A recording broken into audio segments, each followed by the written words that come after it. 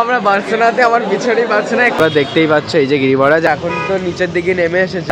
এখন যাচ্ছি দিনের মতো আজকেও 8:30 বেজে গেছে আর আমরা মানে বাইরে বার হয়ে গেছে। আর এই যে আমাদের গাড়িটা চলেও এসেছে।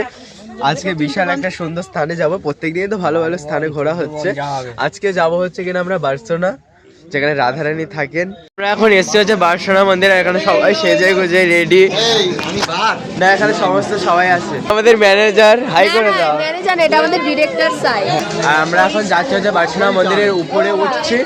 আর আমরা কিছুক্ষণের মধ্যে মন্দিরে পৌঁছে যাবো। ভীষণ ভালো লাগছে যে বার্সেলোনাতে নাকি শুনেছি সেই আসতে পারে যাকে রাধারানী ভালোবাসে। তো ভীষণ খুশি। আর আমার না সকাল থেকে ভীষণ শরীর খারাপ, ঠান্ডা লেগে গেছে। কারণ সকালে রোজ উঠে না স্নান করতে হচ্ছে বলে ভীষণ পরিমাণে ঠান্ডা লেগে গেছে, সর্দি লেগে গেছে, মাথা পুরো ব্যথা।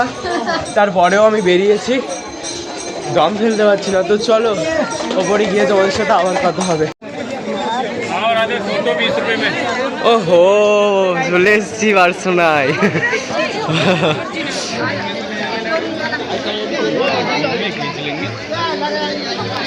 বার্সেলোনা মন্দিরের মধ্যে পুরো একদম প্রবেশ করে ফেলেছি। আর সামনেই আমার রাধারানীর মন্দির। রাধারানী কি জয়। দেখো আমরা বার্সেলোনাতে আমার পিছনেই বার্সেলোনা এক্ষুনি মন্দির থেকে ঘুরে আসলাম, রাধারানীর দর্শন করে আসলাম, শ্যামাজির দর্শন করে আসলাম। আর এই যে আমরা পুরো একদম দেখো আমার পিছনে বার্সেলোনা মন্দিরের চূড়াটাও পুরোপুরি ভালোভাবেই দেখাই যাচ্ছে।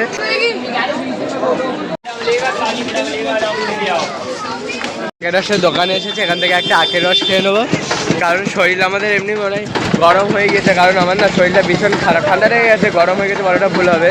হচ্ছে কি না সবাই সময় স্নান করা হচ্ছে, তো আপাতত উল্টো পাল্টা করে খাবার খেতে চায় না এই মুহূর্তে। একটু এই ঠান্ডাটা ভাবছিলাম ঘোল খাবো, তা ঘোলের এখানে এত পরিমাণ দাম বলে বোঝানো যাবে না।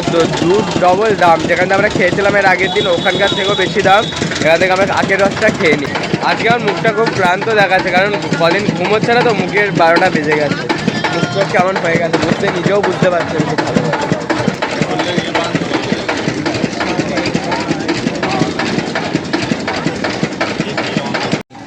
তো এখানে এক জায়গায় বিরিয়ানি বিক্রি হচ্ছিল একদম বার্সেলোনার সামনে। আমরা সেখান থেকে একটা নিয়ে নিচ্ছি। তেমন এসে দেখো এখানে একটা ভেজ বিরিয়ানি পেয়ে গেছি।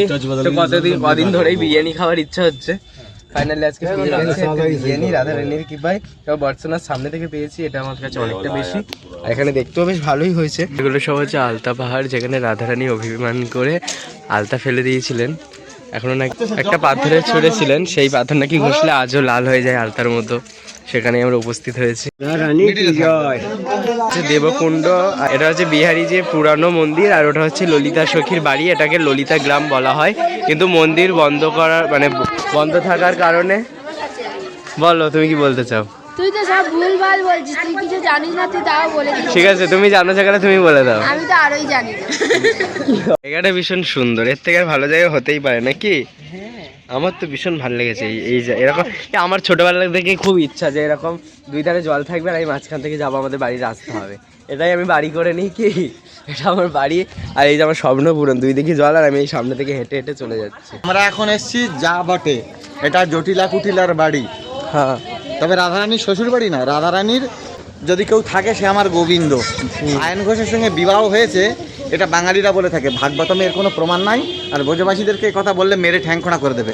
জটিলা কুটিলা ছিল দাপর লীলাতে, এটা সত্য। তো সেই তাদেরই বাড়িতে আমরা এখন যাচ্ছি। খুব সুন্দর জায়গা। আর নন্দগাঁয়ে কখন যাবো আমরা? সন্ধ্যাবেলা। আর হচ্ছে আমরা ললিতা গ্রাম থেকেও ঘুরে এসেছি, কিন্তু কারণবশত আমি তোমাদের সাথে ভিডিও শেয়ার করতে পারছি না। আমার শরীরটা ছিল তাইও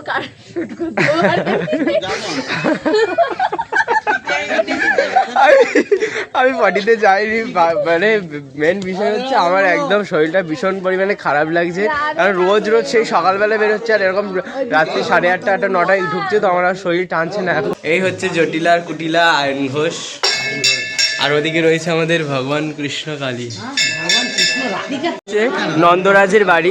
অনেক রকম অনেক কিছু দর্শন করেছে। এই যে নিচে কত দোকান, অনেক রকম অনেক কিছু দর্শন করেছে। রাধে রাধে। তুমি বলো, তুমি বলে দাও। কই বোন কই, তুমি বলে দাও। এটা হচ্ছে রাধাকুণ্ড। আগের দিন আমরা রাত্রেবেলা এসেছিলাম বলে তোমাদেরকে ভালোভাবে দেখাতে পারিনি, এখন পরিষ্কারভাবে সমস্ত কিছু দেখিয়ে দিচ্ছি। এটা হচ্ছে রাধাকুণ্ড এবং একদম পাশেই রয়েছে হচ্ছে শ্যামকুণ্ড। দাঁড়াও তোমাদেরকে দেখাই, এই যে দেখতেই পাচ্ছ এটা হচ্ছে শ্যামকুণ্ড। এক্ষুনি আমরা এখানে স্নান করলাম, যেহেতু আমি ভিডিও করিনি। এই যে এটা হচ্ছে শ্যামকুণ্ড, এটা হলো সূর্যকুণ্ড। এই স্থানে রাধারানী স্নান করতে আসতেন। এটি হলো সেই গাছ যে গাছে গোপিনীদের বসন কেড়ে নিয়ে মানে ভগবান গাছের ওপর উঠে যেতেন। এই কাহিনীটা হয়তো অনেকেই জানো। এটা হলো সেই স্থান, আর এই গাছটা এখনো আছে। আর নদীটা একদম পাশেই ছিল, এখন চর পড়ে একটু দূরে চলে গিয়েছে। আমরা সেখান থেকে এক্ষুনি ঘুরে আসলাম। আমরা এসেছি হচ্ছে রাধারানীর মামার বাড়ি। এই যে স্থানটা এখানে হচ্ছে কিনা রাধারানীর মামার বাড়ি।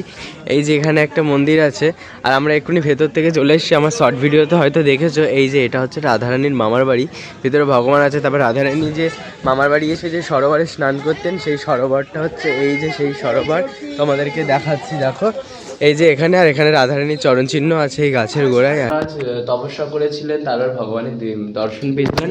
এটা সেই জায়গায় আমরা এখন আছি গুহার মধ্যে। এখান থেকে চলো বেরিয়ে যায়, প্রচুরটা মানে ইয়ে করে ঢুকতে হবে সেই ভিতরে। আমরা এখন রাধাকুণ্ডের কাছে ঘুরতে এসেছি। তোমরা চলে আসে, এক্ষুনি দিদারা গিয়েছে, একটু তাড়াতাড়ি যাও তো, ওদেরকে নিয়ে যাও। এখানে আমরা আসছি প্রত্যেক দিনই চাউমিন খাচ্ছি একটা ব্রজবাসীর দোকান থেকে। তা তিনি হচ্ছে কিনা আজকে দোকান দেয়নি, আবার আমাদেরকে ফোন করে বলছে যে আমরা আজকে দোকান দেয়নি, আমাদের যদি চাউমিন খাওয়ার ইচ্ছা হয় আমাদের বাড়ি এসে। ওনারা চাউমিন করে বসে আছে, আর 5 থেকে সবার মনে ফোন করা গেছে, তাই না? তো তাদের এখন তাদের বাড়ি যাওয়া হচ্ছে, এখন সেখানে যাবো। আমাদের এত পরিমাণ ভাগ্য যে ব্রজবাসীর বাড়ি আমরা প্রসাদ পাবো। আমরা এখন যাচ্ছি হচ্ছে কিনা গোবর্ধন গিরিরাজ মহারাজের কাছে। সেখানে গিয়ে তোমাদের সাথে সমস্ত কিছু শেয়ার করব। আমরা আজকে পরিক্রমার জন্য সকাল তখন প্রায় বাজে হচ্ছে কিনা 6:30 বাজে, সেই সময় আমরা গিয়েছিলাম। তখন আমি ভিডিওটা করতে পারিনি, কারণ আমার ভিডিওটা শুভম প্রভুর কাছে ছিল। আর আমি আরেকটা দাদার সাথে না অনেকটা আগে চলে গেছিলাম, আর শুভম প্রভু পিছনে পড়ে গেছিলো। আরেকটা বিষয় হচ্ছে চতুর্দিকে বাদর থাকে, তো সে কারণে আমি ভিডিও একদমই করতে পারি না। আর এখানে দেখো আমরা অটোতে উঠেছি, এই যে বিকেলবেলা শুভম দা গিরিরাজ আনতে যাচ্ছে, তাই তো শুভম দা? এটা হচ্ছে কুসুম সরোবর, তোমরা অনেকেই দেখতে পাচ্ছ। এই জায়গাটা ভীষণই সুন্দর। আমি কিন্তু সকালবেলা পরিক্রমায় এসেছিলাম, সকালবেলা শেয়ার করতে একদমই কিচ্ছু পারিনি। আমি জানি যে শুভম প্রভু আর আমি বিকেলবেলা এদিকটায় আসবো, আমাদের ইচ্ছা ছিল কুসুম সরোবরে ঘুরতে আসা, তাই না? সকালে বলেছিলাম তো, কিন্তু আসা হয়নি। কিন্তু সেই ভাগ্যক্রমে গিরি মহারাজ আবার নিয়ে আসছেন, আর তোমাদের সাথে শেয়ার করছি। তোমাদেরকে দেখানোটা আর আমার ভিডিও করাটা ব্যাপার বড় কথা নয়। বিষয়টা হচ্ছে যে এইসব স্মৃতিগুলো তো আর মানে বড় মুহূর্তেই আর পাবো না। এইগুলো ফোনে দেখে বা সমস্ত কিছু দেখে একটা আলাদা ধরনের শান্তি পাওয়া যায়। তাই যতটা পারি স্মৃতি সংগ্রহ করি, তোমরাও চাইলে করতে পারো। ছবি ভিডিও মানুষ এই কারণেই করে। আমরা অটো থেকে এক্ষুনি নামলাম, আর এখন হচ্ছে কিনা আমরা আছি হচ্ছে দানঘাটি মন্দির। এই যে এটা হচ্ছে দানঘাটি মন্দির। এখানে হচ্ছে কিনা ভগবান শ্রীকৃষ্ণ এখান থেকে দান নিতেন, ভগবান শ্রীকৃষ্ণ। আর এটা হচ্ছে গিরিরাজ, এখান থেকে পরিক্রমা শুরু। আমরা হচ্ছে এখানে সকালে এইখান থেকে পরিক্রমা করেছি।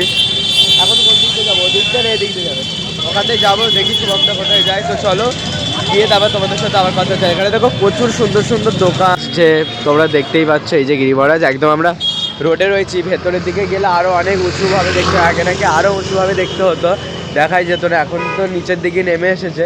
আমরা এই রাস্তার সাইড থেকে যেটুকু দেখতে পাচ্ছি সেটুকুই তোমাদের সাথে শেয়ার করলাম। আমার পিছনে একদম রয়েছে গিরি মহারাজ, তোমরা সবাই দর্শন করো এবং প্রণাম করো। এই যে দেখতে পাচ্ছ বড়, জয় শ্রী রাধে। তো আমরা হচ্ছে কিনা রাধাকুণ্ডে যাচ্ছি আর কি। মানে গিরি মহারাজের ওখানে গিয়েছিলাম, তাই গিরিরাজ থেকে এখন আমরা ফিরছি হচ্ছে রাধাকুণ্ডে। কিছুক্ষণ গিয়ে রাধাকুণ্ডে বসবো, যাচ্ছি রাধাকুণ্ডের সামনাসামনি চলে এসেছি। ওখানে বসবো, একটু মালা করবো, হরিনাম করবো, তারপরে আসবো আবার রুমে। এসে আবার ব্যাগ ট্যাগগুলো গোছাতে হবে, সমস্ত কিছু ব্যাগ ট্যাগ গুছিয়ে তাহলে সকালে চলে যাবো। তোমরা তো শুনলেই। আর আমি পুরোপুরি না ভালোভাবে ব্লগ বানাতে পারছি না, কারণ প্রচুর টায়ার্ড। আমি কালকে একটাও ব্লগ মানে বানাইনি, আজকেও বানাইনি। এই সন্ধ্যা থেকে একটুখানি স্টার্ট করলাম। তো এই এখন থেকে একটুখানি হচ্ছে, তো চলো সামনের দিকে যাওয়া যাক।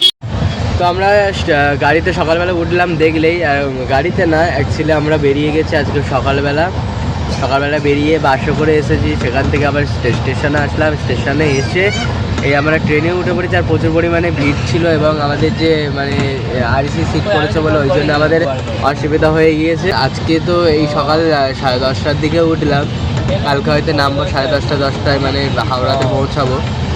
তো সেখানে গিয়ে আবার ব্লগটা স্টার্ট করব। আজকের ব্লগটা নাই এখানটাই রাখি, কালকে আবার সকালবেলা তোমাদের সাথে আবার বেশিভাবে কথা হচ্ছে। আমরা এখন হাওড়া থেকে মানে গাড়ি বুক করা হয়েছিল, হাওড়া থেকে উঠে গেছি গাড়িতে। এই জাস্ট ট্রেনে থেকে লাভলাম, আর এত পরিমাণে শরীর খারাপ যে এমনি ধরো ট্রেনে ঘুমটুম হয় না, তার উপরে ব্যাগ নিয়ে আমার এগুলো পুরো যন্ত্রণা হয়ে গেছে। এই যে হাওড়ায় রয়েছি আমরা।